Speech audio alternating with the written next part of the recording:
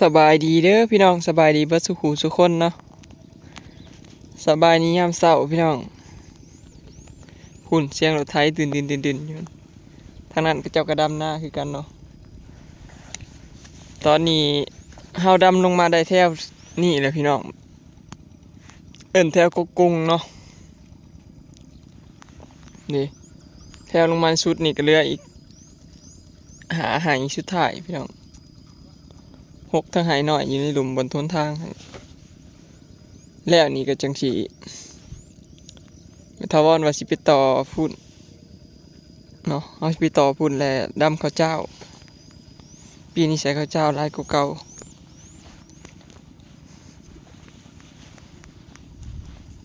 แล้วอันโน้นหน้าสลอยจังสีไปพุ่นพี่น้องผู้กกระเดาเนาะให้แล้วเลี้ยงนั่นเลี้ยงสุดท้าย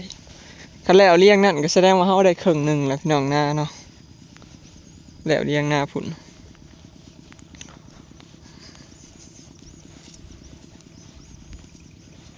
เมื่อวานนี้คนดำนาลายพี่น้องขาดน้ำกระเจนบ่ทันไทยน้ำจนบ่ทันเนาะแถบสิบ่ได้นั่งพักเลย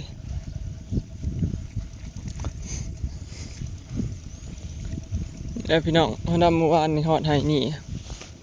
กับไห้พุ่นเนาะมื้อนี้ไห้แรกหากระดำช่วงเช้าสิพาว่าเบิ่งพี่น้องผู้ใดมาซอยเนี่ย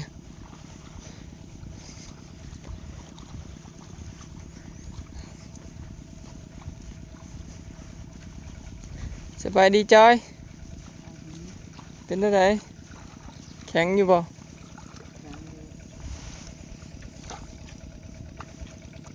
แข็งบ่คือว่าหักกระขาดดำ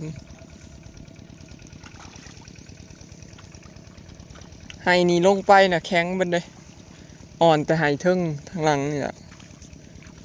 หน้าอ่อนมีแต่6-7ไห้ในเทิงนี่แหละแถวนี้ลงไปแล้วมันจะแข็งน้ำมันลายปกติหน้ามันก็แข็งอยู่แล้วเลยพี่น้องอันนี้น้ำมันลายนะมันก็แข็งตื่มเข้าไปอีก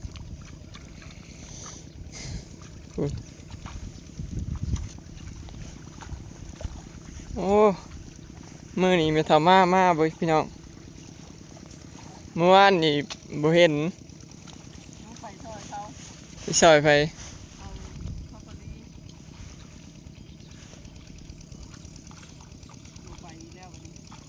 เป็นฮะแม่นบ่มาเชื่อดอก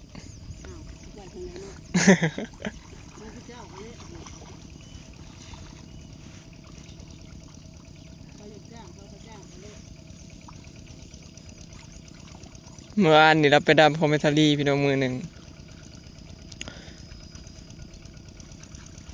เมื่อวานนี่ก็เขาเจ้ากระจ้างคนคือกันพี่น้องจ้างเท่าไรวันเท่าไร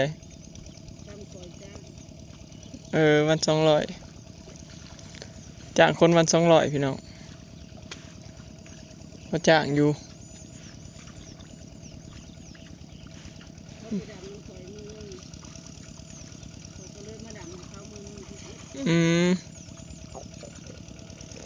เป็นไปซอยพี่น้องมันทารีมาดำซอยแล้วเราไปซอยเมทารี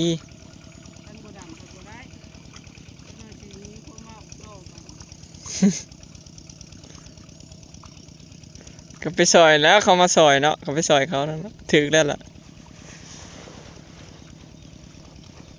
จักหน่อยพี่เอาคอยมาซอยเจ้าคือบ่มาซอยคอยพี่ว่าบ่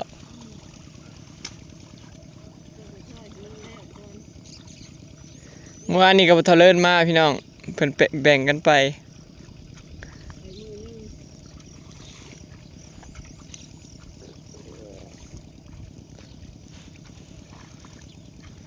พุ่นละดำหน้าอันนี้แล้วพุ่นละพี่น้องจะสิได้กินข้าวเช้าเนาะเพราะว่าแม่น้องเมย์ยังเฮ็ดกับข้าวอยู่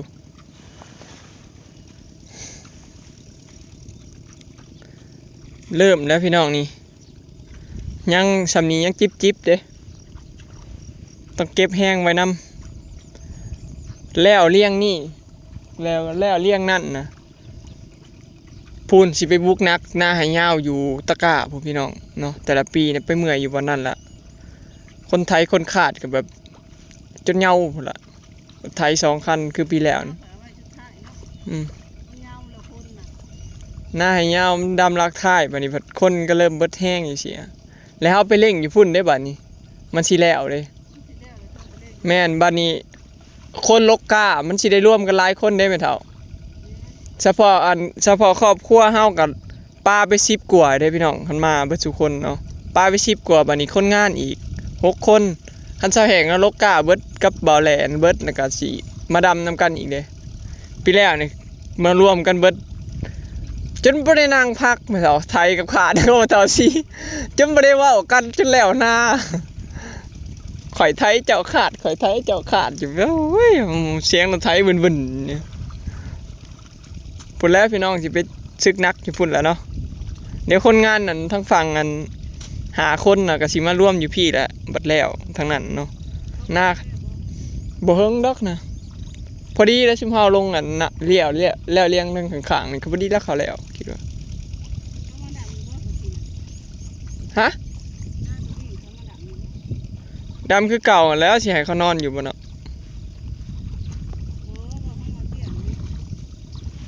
จักเด้น่าสิมาอยู่มั้งไม่เท่า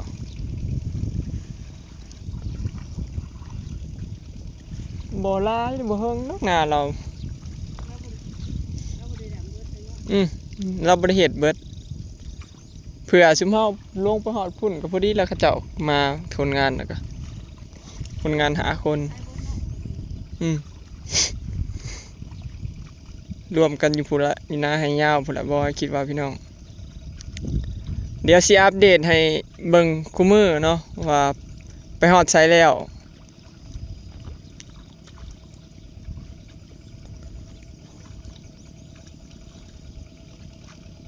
พอเฮาดำมานี่กับดำหน้ามานี่กับบ่แม่นอัน2-3 มื้อเด้พี่น้องเริ่มดำหน้าเจ้าของนะฮะก็ได้3 มื้อโลกามื้อนึงเสียพอดีเป็น4 มื้อแล้วเลาะซอยญาติพี่น้องอีกเด้เฮาบ่เห็นเป็นทิศพุ่นบ่ทิศแล้วเนาะประมาณนั่นล่ะเกือบทิศพุ่นล่ะรวมมันเจ้าของดำหน้าเจ้าของก็เป็นปลาไป10 มื้อว่าจะเผื่อแล้วของเจ้าของก็สิประมาณ10 กว่ามื้อพี่น้องคันไล่แต่หน้าเจ้าของก็ประมาณทิศน้อยๆเนาะ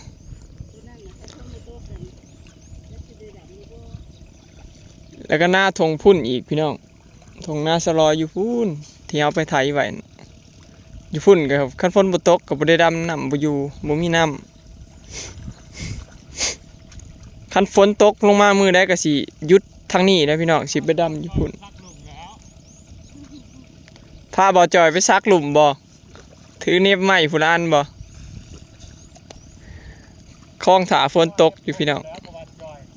คันฝนตกก็สิย้ายไปดำหน้าทงสลอยพุ่นพี่น้องที่มันบ่อยู่น้ำพุ่นละแต่ว่ามันบ่มีน้ำก็เลยบ่ได้ไปเนาะเลยมาดำทางนี้ก่อน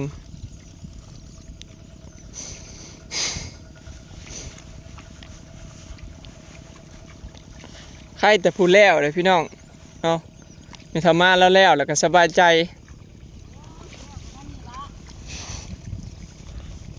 โอ้ยน่าจะคล้องแล้วกับบริเลแล่น้ำในบริเลน้ำกาน้ำบุ้งแล้วเนาะสบายเลยเนาะบัด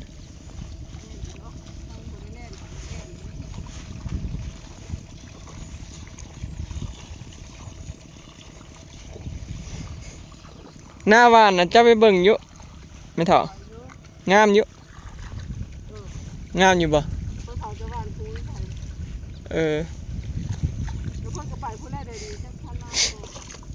ปีแล้วนี่พี่น้องได้เขา30 กว่าสอบเนาะ34 สอบหน้าดำได้พี่น้องดำได้ปีนี้ในบ้านนั้นยังบ่ฮู้เลยปีนี้หวานแต่เบิ่งส่งก็เป็นตาสิได้คือเขาดำอยู่บ่เฮายังบ่ได้เบิ่งซับบ่ได้ไปเบิ่งพอตะเลิศแล้วเฮ็ดหน้า2 ถงพี่น้องเฮ็ดปุ๊ถงหน้าสลอยอยู่พุ่นปีนี้ละหวานปีนี้เราก็คือสิได้กำไรอย่างเดียวอยู่เพราะว่าบ่ได้ลงทุนหยังเด้ลงทุนแต่น้ำมันกับข้าวปุ๋ยเท่านั้นปีแล้วเราลงทุนอันให้รถไถเข้ามาเถิก 3,000 พี่น้องมาเฮ็ดคัน 3,000ก็ได้5,000ได้คืนมา ได้คืนปีนี้ก็สิได้เต็มบ่ได้เสียขาดดุด เสียแต่ค่าปุ๋ย เสียแต่ค่าปุ๋ยนั่นน่ะเดี๋ยวรอรุ่นพี่น้องเขาทะเลินปีนี้หน้าทงพุ่นว่าสิได้หลายกว่าหน้าดำบ่เนาะถ้าเกิดว่าได้หลายกว่าหน้าดำคงสิหวานเบิดขนาดนี้ มันอยากมันอยากห่างในอยู่ ห่างแห้งบ่ กระบอกแห้ง โอ้ยห่างนั่นแหละเขามักนะ เขาผูหวานมาแล้วนะเขาว่าผู้ดีซ้ำนี่มันออกมันแตกกอมันคือกันกับกะอันนี้เขาว่าเขาบ่ได้หมักได้ที อันนี้ โอ้บ่ได้เด้อ อันนี้นะมันเป็นเค็มนะ อันนี้นะมันห่างนะนี่เขาว่าสิมีโอกาสเดี๋ยวมันแตกกอแม่นคันมันห่างมันก็แตกกอเป็นกีบเนาะคันมันทีมันก็บ่นั่นมันบ่จะกินกอมันทีนะมันก็สิมีโอกาสได้อยู่เพราะซุมื้อนี้มันก็ไผก็เฮ็ดพอเฮ็ดหน้าหวานเป็นอยู่เด้พี่น้องคนเฮ็ดหลายก็เริ่มแบบชำนาญขึ้นจังซี่นะหน้าแถวนั้นมันบ่ค่อยอยู่น้ำอยู่แล้วเห็นหน้าหวานนั่นแหละถูกแล้วเนาะหวานใช่มื้อนั่นน่ะมันลืมบอกว่าให้เอาผู้เลี้ยงมันใส่ให้มันขึ้นวิทย์ขึ้นหนาดิฮะ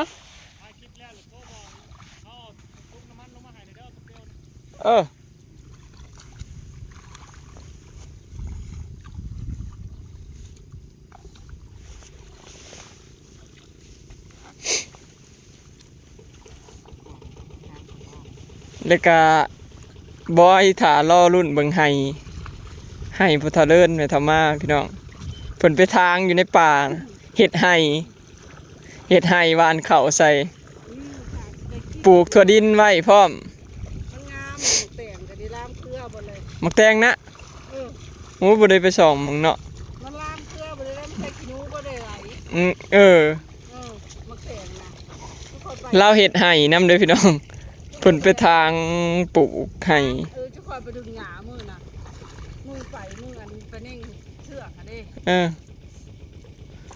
เอาไปปลูกอันต้นอันย่างหน้าใส่นั่นเห็นอยู่ตัวตายกันตายแม่นบ่ตัวตายก็ร้ายไหนอยู่ในสวนน่ะ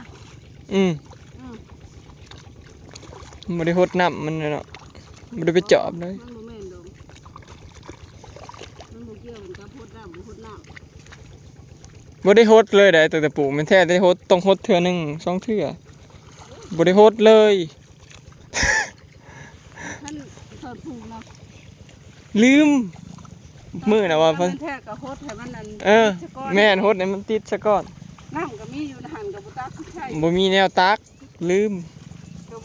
แล่นเวียกแล้วลืมเพราะอันเจ้าของปลูกยางนาพี่น้องปลูกแต่ในนั่นแหละอยู่อันเด่นทั้งลุ่มบ่ได้ลงเลยบ่อยู่นั่นมันมีเป็นหัวซุปเจ้าหั่นเด้หัวซุปเจ้าเฮ็ดเฮาเลยปลูกอยู่นั่นเพราะว่ามันมีหัวมียังขันไว้มันก็เป็นของส่วนตัวเขาเลยพี่น้องคือคนอื่นเขาก็บอกกล้าเขาไปเหยียบไปยังเลี้ยงงัวเลี้ยงควายใส่นี่มันปลูกอยู่บนนอกยันงัวควายเหยียบต้นน้อยงัวควายเหยียบเตะกับหมุนตายไปแล้วเดี๋ยวรอรุ่นต้นยางหน้าบอยพี่น้องเนาะเขาว่า2 ปี3 ปีได้เก็บเห็ดคันว่าเห็ดมันออกหลายอีหลีก็สิจ้างพุทธเลิศเฝ้าให้แหละเก็บขายแบ่งเงินกันบัดนี้มันมีเห็ดบ่มันมีเชือกเห็ดบ่แม่นมีเชือกเห็ดละโงกต้นเอาเชือกเห็ดละโงกใส่แม่นลงเชือกให้เขาลงเชือกนะกกกันน่ะเลยแม่นลงเชือกในกกมันเลยแล้วเฮาก็อันนั้นตื่มเด้แม่เฒ่าบ่มันใหญ่แล้วก็